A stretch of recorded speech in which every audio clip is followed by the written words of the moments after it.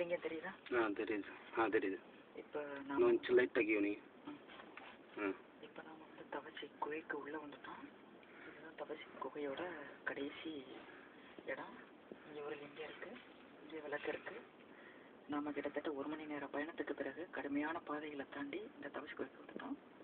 இந்த குகையில் தான் வந்து 18 சித்தர்களும் வந்து தியானம் பண்ணதா புராணங்களும் வரலாறும் கூறுது. ஏன் குகைகள் வந்து ரொம்ப உயரம் கம்மியாகவும் ஒரு ஆட்கள் கூட நுழைய முடியாதபடி இருக்கு அப்படின்னா அதுக்கு காரணம் வந்து சித்தர்கள் வந்து தன்னுடைய உடம்பை வந்து சுருக்கிடுவாங்க.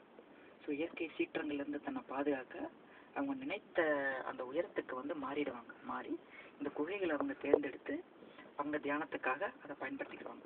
இப்போ வெளியில் எவ்வளோ ஹீட்டாக இருந்துச்சு, ஆனால் இந்த குகைக்குள்ளே வந்தபொழுது எல்லா காற்றோட்ட வசதியும் இருக்குது. அதே போல் அந்த ஒரு குளிர்ச்சித்தன்மையும் இங்கே நம்ம காண முடியுது. பொதுவாக பாறைக்கடையில் வந்து நம்ம வந்து ஹீட்டாக தான் இருக்குன்னு நினைப்போம், ஆனால் கிடையாது. இங்கே வந்து ரொம்ப குளிர்ச்சியாக இருக்குது. ஸோ சித்தர்கள் வந்து சரியான இடங்களை தேர்ந்தெடுத்து தன்னுடைய தியானங்களை வந்து அங்கே மேற்கொண்டிருக்காங்க. சித்தர்கள் வந்து அஷ்டமா சித்திகள் அப்படின்னு சொல்லுவாங்க. அந்த அஷ்டமா சித்திகளை வந்து கைவர தேர்ந்தவர்கள் தான் சித்தர்கள். அந்த அஷ்டமா சித்திகள் என்னென்ன அப்படின்னு நம்ம பார்த்தோம்னா அரிமா, கரிமா, மகிமா, லகிமா, பிராப்தியம், பிரகாமியம், ஈசத்துவம், வசித்துவம். இந்த 8 சித்திகளும் தான் அஷ்டமா சித்திகள். இந்த 8 சித்திகளுமே ஒவ்வொரு விதமான பவர். அதாவது அரிமா அப்படின்னா அணுவை போல் பெருத்தல், தன்னோட உடம்பை பெருசாக்கிக்கவும் தன்னோட உடம்பை சிறுசாக்கிக்கவும், காற்றை போல மெலியவும், இதற்குள்ளாகவும் எளிதாக ஊடுருவி செல்லவும் இந்த அஷ்டமா சித்திகளை வந்து கைவர தேர்ந்துக்கிறாங்க. இதில் ஒரு முக்கியமான அஷ்டமா சித்திகளில் ஒரு சித்தி பிரகாமியம் அப்படின்னு என்னன்னு கேட்டிங்கன்னா கூடு விட்டு கூடுபாயிறது. அந்த அஷ்டமா சித்திகளில் ஒரு சித்திக்கு பேர் தான் பிரகாமியம்.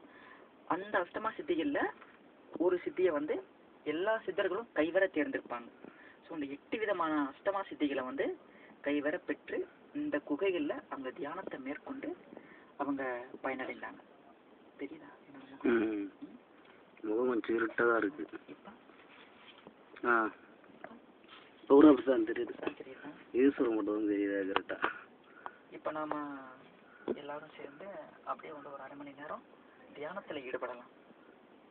ஓம் நம சிவாய், ஓம் நம சிவாய், ஓம் நம சிவாய்.